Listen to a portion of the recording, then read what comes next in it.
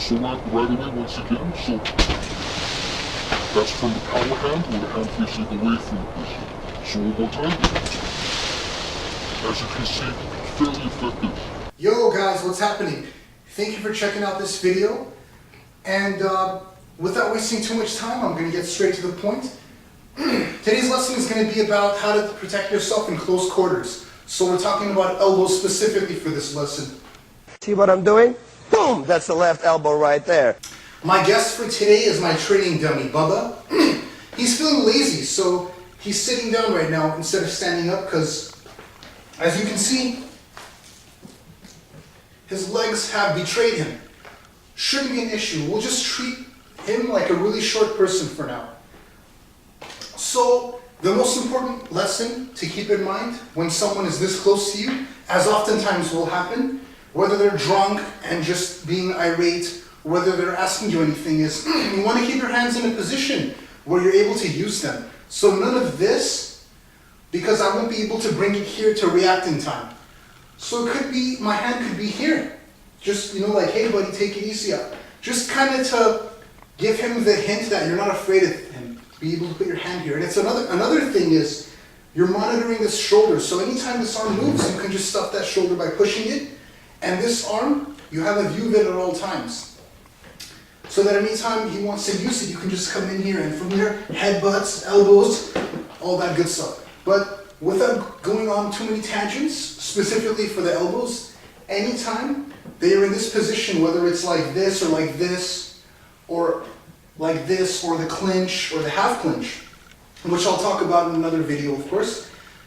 There's three types of elbows that I personally prefer using. There's upwards elbows like that, which are quick and will slice you. And they're hard to defend against, and they're hard to really see, because it's just quick like that. There's the, how do I say this? There's these ones, the horizontal. That's what I was looking for. Horizontal elbows, where it comes on this line.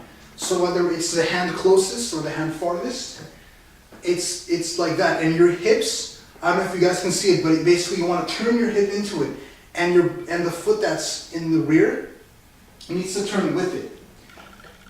Same as if it's going to be on the hand closest to them. If you're elbowing with that, you want to put your weight towards that person. Turn your hip to the same side that your elbow's striking, so that it can do more damage. Because if I just touch him like this, it's not going to do anything. But if I crash into him like that, it's going to really ruin his weekend and possibly his whole week. Alright, so let me show you guys on another angle so we can get a better view of what's going on.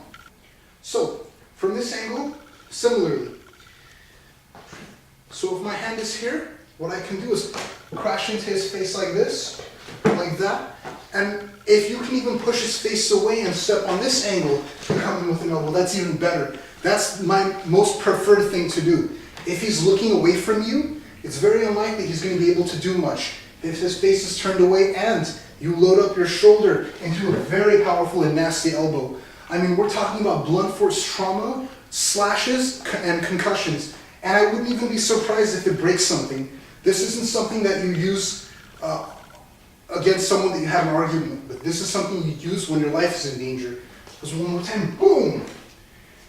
Pretty soon I'm going to show you guys on the heavy bag the full power of these elbows, because I kind of don't want to damage Bubba. He's been a good training partner to me. He lets me twist his joints as many times as he wants, so we're going to be a little bit nice to him. But real quick reviews. The third elbow is the diagonal elbow coming downwards. I almost forgot. So this can be done like this.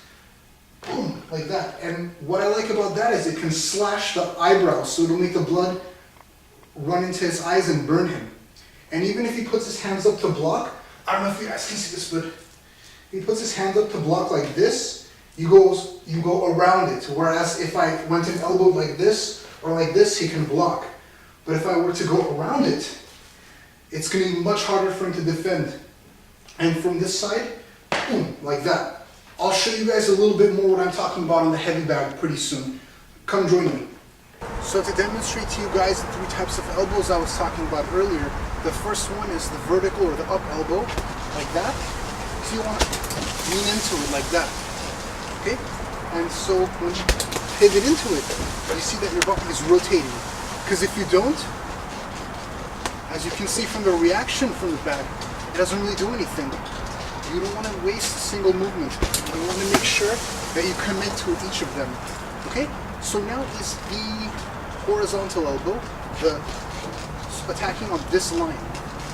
So if it's from the front side, it's like a blunt force trauma, like you crash into it. Oftentimes, you might even end up hitting with this part of your bone, but the target is about this part right here. So either works, but I personally prefer to do maximum damage with minimum effort. So right away, once again, so that's from the power hand or the hand facing away from the person. So one more time. As you can see, fairly effective.